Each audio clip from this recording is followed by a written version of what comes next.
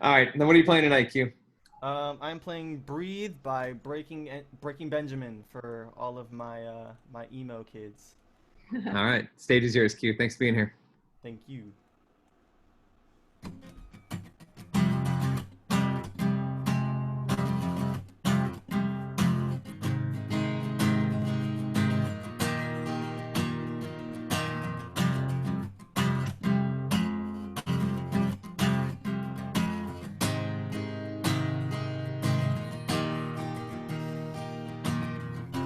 I see nothing in your eyes, and more I see, the less I like. Is it over yet? In my head, ooh, I know nothing of your kind,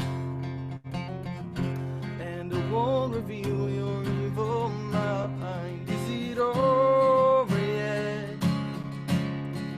I can't wait. So sacrifice yourself and let me have what's left.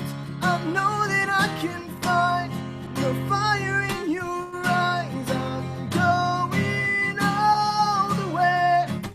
Get away, please. Take the breath right out of me. You left a hole where my heart should be. You gotta fight just to make it through. 'Cause I will be the death of you.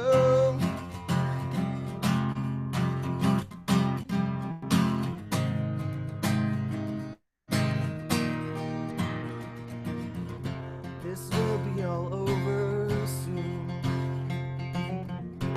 Pour the salt into the open wound. Is it over yet? Let me in. So sacrifice yourself and let me have what's left.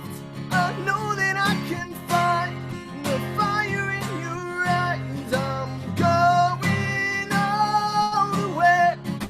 Get away, please. You take the breath right out of me. You left a hole where my heart should be. You gotta fight just to make it through. 'Cause I will be the death of you.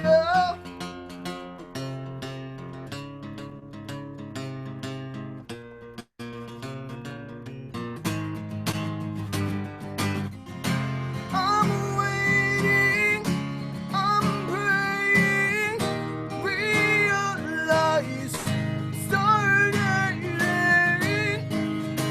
You take the breath right out of me. You left a hole where my heart should be. You gotta fight just to make it through. 'Cause I will be the death of you.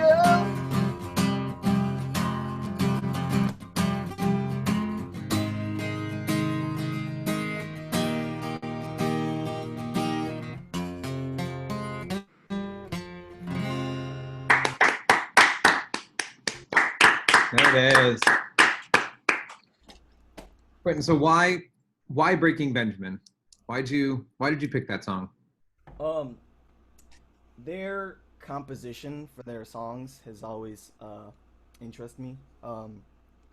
Like I was explaining earlier before we went live, one of the things that they do that I really love is when they start the song off and with the verses, it's all in minor keys. It all sounds super sad, and then they get to the hook and they change the whole mood of the song and go major keys. So that one specifically goes from E minor sharp in the verses, and then when it goes into the hook, they go into G major sharp.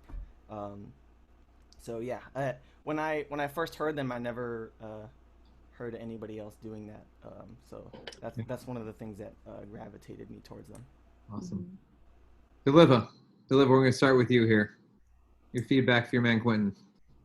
And a couple other notable songs, because I love when artists do that too. I've heard it in Jay-Z and Justin Timberlake did that in Holy Grail, and Kanye did that for Dark Fantasy at the beginning of it. But yeah, it's a very good compositional pattern.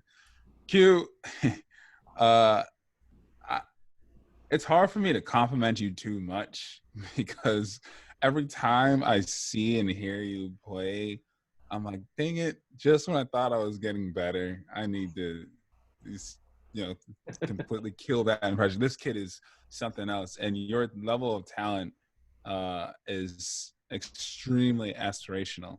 Every time you play, I there very rarely hear people who play as calmly and comfortably and proficiently as you do. And it's just a testament to how much you've really invested in the craft, and that's something that was very obvious about you and your brother, that you guys care about the craft perhaps above all else. So well done. I think most of the feedback is just obviously how well you did, and keep it up, man. I keep being inspired. Also, I love when Leslie is just like is lifeless for most of it and then starts twitching a little bit or starts bopping around. So that's a nice little Also stage. fun at the end. Yeah. Well done, Q. Thank you. I appreciate it. All right. All right. First thing, off topic, go figure, because I don't love doing that. Your Ride the Lightning shirt and that picture that you had, unequivocally their best album, period. I don't care what anybody says about it. And this is like a totally unsubstantiated opinion, but everyone else can eat it. It's lightning, kill 'em all, puppets, justice, period. That's how it is. For me, at least. On that, but we'll save that. Yeah, I know, right? When you started recognizing those key patterns, and everybody starts like nodding along, like, yeah, I'm like, sure, okay.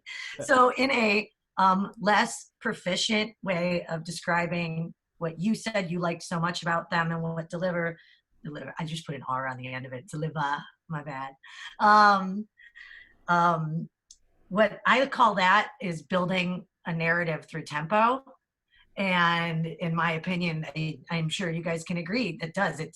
It's almost creating a character outside of the song and the voice together. You know what I mean? It's its own entity, and it creates its own narrative. And I appreciate it as well. Even though I don't know what keys are what, I can still like it. And that's what I was going to say. It's actually extremely complimentary to your vocal stylings, which I really like the way that you sing.